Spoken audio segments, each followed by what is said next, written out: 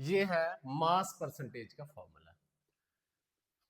इसमें हमें सॉल्यूट और सॉल्वेंट दोनों का मास दिया होगा, हम वैल्यू सब्स्टिट्यूट करेंगे, मल्टीप्लाई 100 करेंगे, हमें मास परसेंटेज मालूम हो जाएगा। इसमें एक पॉइंट जो हमें याद रखने का है वो है, फॉर एग्जांपल हमारे पास 20% NaOH एक्वस सोल्यूशन दिया हुआ है। ये पॉइंट आप ध्यान से समझ लें क्योंकि आगे ये आपको काम आने वाला है। अगर हमारे पास दिया हुआ है 20% NaOH एक्वस सोल्यूशन है, तो इसमें आप क्या समझेंगे कि जो मास ऑफ साइल्यूट है, मास ऑफ साइल्यूट वो होगा जितने परसेंट आपको दिया है, तो हम दैट इज इक्वल टू 20।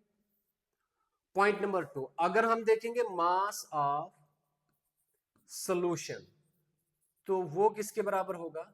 आप टोटल सोल्यूशन को क्या करेंगे, sorry, mass of,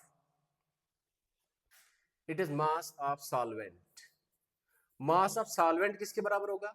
total solution को हम 100 कंसीडर करेंगे और जितना सॉल्यूट होगा उसको माइनस कर लेंगे। अगर मेरे पास सोल्यूशन 100% है, उसमें से 20 जो मेरे पास सॉल्यूट का दिया हुआ है मैं माइनस कर लूं तो वो कितना हो जाएगा? That will B 80। तो इस तरह से आप किसी भी अगर आपको सॉल्यूट का परसेंटेज दिया हुआ है तो आप मास ऑफ सॉल्यूट और मास ऑफ सॉल्वेंट कैलकुलेट करेंगे। ये आ गया एक पॉइंट टू रिमेंबर इनके साथ मास परसेंटेज। चलते हैं आगे। दूसरा मेथड जो हमारे पास है दैट इज मोलैरिटी। मोलैरिटी किसके बराबर है? Number of moles of solute. ध्यान रखें कि जब तक मेरे पास कोई सॉल्यूट का फॉर्मूला या नेम मेंशन है तो उस समय तो हम वही यूज करेंगे, लेकिन इसके अलावा मैं इस वीडियो में N A will stand for, A will stand for solvent and B हम लिखेंगे सॉल्यूट के लिए। तो यहां पर क्या है? N B that means number of moles of solute that divided by volume of solution in ml अगर कर ले तो फिर मल्टीप्लाई बाय 1000 कर लेंगे, और अगर लीटर में होगा तो मल्टीप्लाई 1000 नहीं करेंगे। This is the formula for molarity. इसमें हम देख लेते हैं कि क्या चीज है जो हम नहीं जानते। Number of moles of solute किस तरह से निकाला जाएगा, point number 1।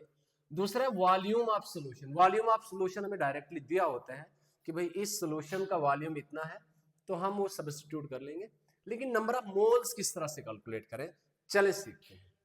Number of moles चाहे किसी भी कंपोनेंट को, सॉल्यूट के हो या सॉल्वेंट के हो, that will be equal to weight upon molar mass. ये फॉर्मूला है नंबर ऑफ मोल्स कैलकुलेट करने का। तो देखते हैं एक एग्जांपल में आपको बता दूं। इसमें वेट जो होगा वो तो आपको गिवन होगा। हम मोलर मास किस तरह से निकालते हैं इसके लिए एक शॉर्ट ट्रिक आप नोट करेंगे। हाइड्रोजन का मोलर मास 1 होगा, similarly helium, boron, carbon, nitrogen, oxygen, fluorine, sulphur, इनका मोलर मास होगा किसके बराबर? Atomic number multiply by 2। और इसके अलावा फॉर एग्जांपल यहां पे हीलियम के बाद मैंने लिथियम एंड बेरिलियम नहीं लिखा है, यहां पे सोडियम नहीं है, अल्युमिनियम नहीं है, फास्फोरस नहीं है, तो इनको मैं अप टू 20 लिख दूं, अदर्स अप टू 20। इनका हम क्या करेंगे? इनको हम करेंगे atomic number multiply by 2 plus 1 कर लेंगे। चले एक एग्जांपल ले लेते हैं, मैं आपको मोलर मास बता रहा हूं किस तरह से निकाला जाता है। For example we have N2 nitrogen gas. अगर हमने इसका निकालना होगा तो हमें मालूम है N2 मॉलिक्यूल N और N से मिलकर बनते हैं। हम देखेंगे नाइट्रोजन किस में फॉल कर रहा है, यहां होगा या इनमें होगा। तो नाइट्रोजन यहां पे, इसको क्या करना है? Atomic number multiply 2। नाइट्रोजन का एटॉमिक नंबर है 7, 7 multiply by 2 that is equal to 14। इसका जो है मोलर मास होगा। दूसरे नाइट्रोजन का भी होगा 14 होगा। तो दोनों का सम कर लेंगे, ये आ जाएगा 8 N2 28। N2 का मोलर मास कितना हो जाएगा? 28। सिमिलरली अगर मैं कहता हूं सोडियम का कितना होगा, तो मैं यहां पर देख रहा हूं सोडियम यहां पे तो फॉल नहीं कर रहा है, मैं यहां पर देखूं तो बिल्कुल अप टू 20 तक फॉल कर रहा है। 11 इसका एटॉमिक नंबर है। तो हम क्या कर लेंगे, एटॉमिक नंबर मल्टीप्लाई टू +1। हम लिखेंगे 11 multiply two +1 that is equal to 11 22 and 1 23। तो 23 मोलर मास होगा किसका, नाइट्रोजन का। इसी तरह से आप चाहे एक एटम हो या मॉलिक्यूल हो, उसका मोलर मास कैलकुलेट कर सकते हैं। तो मोलैरिटी का एक तो हम फॉर्मूला याद रखेंगे, और दूसरा हम नोट कर लेंगे कि अगर हमें किसी का भी नंबर ऑफ मोल्स निकालने हैं तो this will be the formula. और इसमें मोलर मास जो है, ये दो चीजें हम रिमेंबर करेंगे, हमें आसानी होगी। चलें, let us move for the next. इसी तरह से हमारे पास है molality. Molality M is equal to number of moles of solute divided by mass of solvent in grams. अगर कर लेंगे तो मल्टीप्लाई 1000 करेंगे, और अगर केजी लिखें तो फिर हम मल्टीप्लाई 1000 नहीं करेंगे। तो इसमें क्या करेंगे, नंबर ऑफ मोल्स कैसे निकालने, अभी हमने मेथड सीख लिया है। तो मास ऑफ सॉल्वेंट हमें गिवन होगा, वो सब्स्टिट्यूट करेंगे, हमारा क्वेश्चन हो जाएगा। चलते हैं नेक्स्ट की तरफ। Next is mole fraction which is denoted by काय। काय किसी भी कंपोनेंट का, फॉर एग्जांपल वी हैव काय ए और काय बी। 12th क्लास सॉल्यूशन में हम ओनली बाइनरी सॉल्यूशंस पढ़ते हैं। बाइनरी सॉल्यूशंस आर दो solution which are two component solution, जो दो चीजों से बनते हैं। एक को हम सॉल्यूट कहते हैं, एक को सॉल्वेंट। बी मैं सॉल्यूट के लिए कह रहा हूं, ए मैं सॉल्वेंट के लिए कह रहा हूं। अगर इनका मोल फ्रैक्शन निकालना हो तो chi A is equal to N A upon N A plus N B. इसका क्या मतलब होगा, Na stands for number of moles of solvent same and Nb is number of moles of solute। तो number of moles का हम formula जानते हैं, N is equal to weight upon molar mass। हम मोलर मास निकालेंगे थोड़ी देर के बाद, इस तरह के एग्जांपल्स आ रही हैं। सिमिलरली अगर Nb निकालना होगा तो that is Nb upon Na plus Nb। यहां पर भी हमारे पास जो वैल्यूज हैं वो हम ऑलरेडी जानते हैं। तो इस तरह से हम मोलैलिटी निकालेंगे और मोल फ्रैक्शन निकालेंगे। एंड सिमिलरली अगर हमारे पास पीपीएम है तो वो बिल्कुल सेम रहेगा जैसा हम मास परसेंटेज निकालते हैं, मल्टीप्लाई बाय 10⁻⁶ होगा। यही हमारे पास जो है सिलेबस की चीजें हैं, मेथड्स हैं फॉर एक्सप्रेसिंग कंसंट्रेशन। तो चलते हैं अब न्यूमेरिकल्स की तरफ। तो पहला न्यूमेरिकल हमारे बोर्ड पे ऑलरेडी लिखा हुआ है। न्यूमेरिकल सॉल्व करने के लिए हमें पॉइंट नंबर 1 क्या करना होगा, हमें सबसे पहले जो गिवन वैल्यूज हैं वो नोट करनी होगी। Let us be very clear. हमारे पास क्वेश्चन है 22 ग्राम्स ऑफ बेंजीन दिया हुआ है और 122 ग्राम्स ऑफ कार्बन टेट्राक्लोराइड। ये दो वैल्यूज हमें गिवन है, तो हम लिख देंगे mass of benzene that is equal to 22। एक नोट कर दिया मैंने। दूसरी वैल्यू जो गिवन है that is mass of carbon tetrachloride CCl4 that is equal to 122। ये हमारे पास गिवन है। अब हमने निकालना क्या है, हमें क्वेश्चन में बताया क्या गया कि क्या करना है, determine the mass percentage of carbon tetrachloride and benzene. दोनों की हमें मास परसेंटेज निकालनी है। तो पहले मैं लिख देता हूं मास परसेंटेज ऑफ बेंजीन को मैं C6H6 लिख रहा हूं, that will be equal to. तो हम रिकॉल कर लेंगे कि हमारे पास फॉर्मूला क्या था। तो फॉर्मूला हमारे पास है mass of solute that is 22 gram. Solute benzene है, सॉल्वेंट कार्बन टेट्राक्लोराइड, तो दैट इज 22। ओके, चलते हैं आगे। Divided by mass of solvent plus mass of solute, तो वो कितना हो जाएगा 22 प्लस 122 into 100 that is equal to, आगे चलेंगे, 22 डिवाइडेड बाय 144 इंटू 100। इसको आप सॉल्व करेंगे and you will get the answer. Similarly हमें बताया गया है mass percentage of CCl4 that is equal to किसके बराबर हो जाएगा।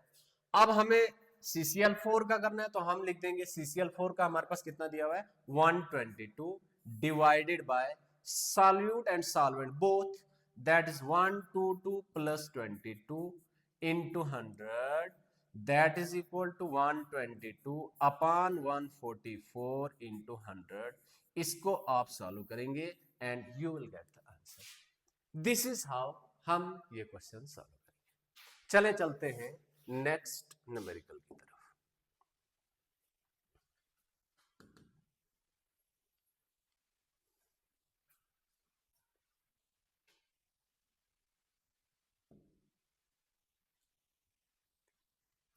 नेक्स्ट क्वेश्चन है if benzene in a solution contain 30% by mass in carbon tetrachloride calculate mole fraction. चले पॉइंट नंबर 1 फिर से वही है। हम सबसे पहले वो वैल्यूज नोट करेंगे जो हमारे पास गिवन है। तो बेंजीन का परसेंटेज हमें दिया हुआ है हाउ मच दैट इज 30%। तो मैं समझ रहा हूं कि इसका मास कितना होगा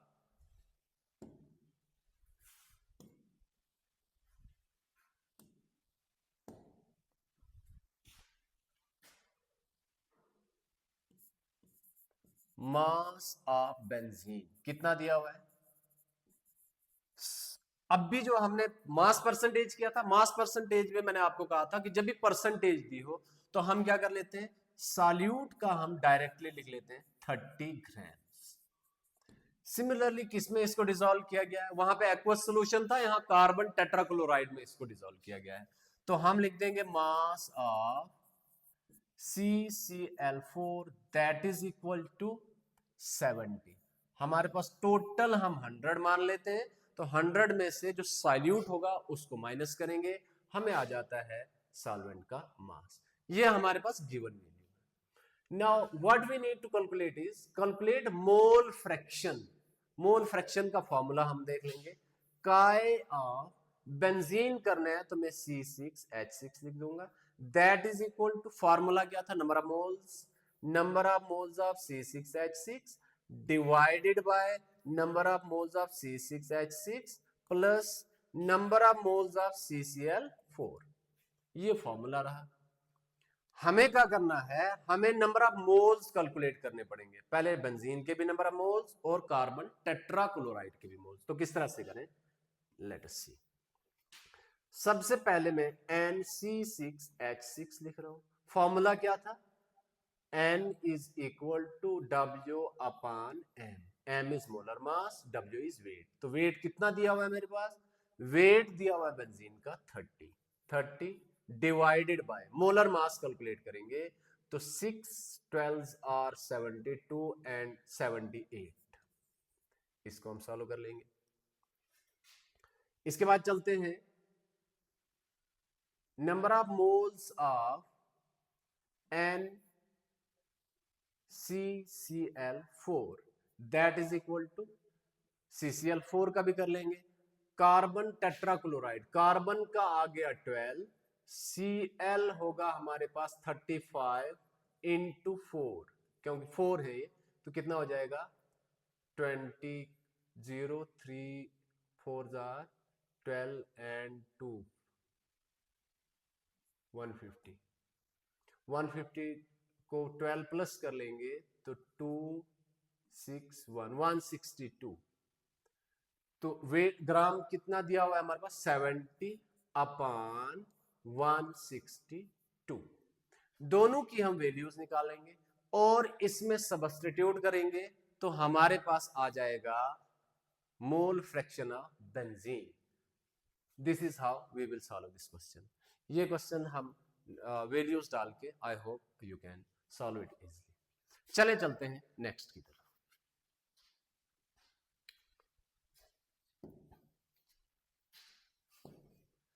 next question is determine the molarity of each of this solution. हमारे पास सोल्यूशन दिए हुए, दो सोल्यूशन दिए हैं। चले पहले फर्स्ट वाला करते हैं।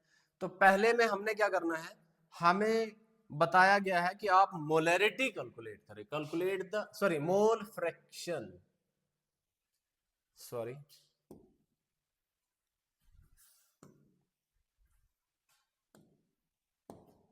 इसमें हमें मोल फ्रैक्शन निकालनी होगी। पहले हम इसको सॉल्व कर लेते हैं।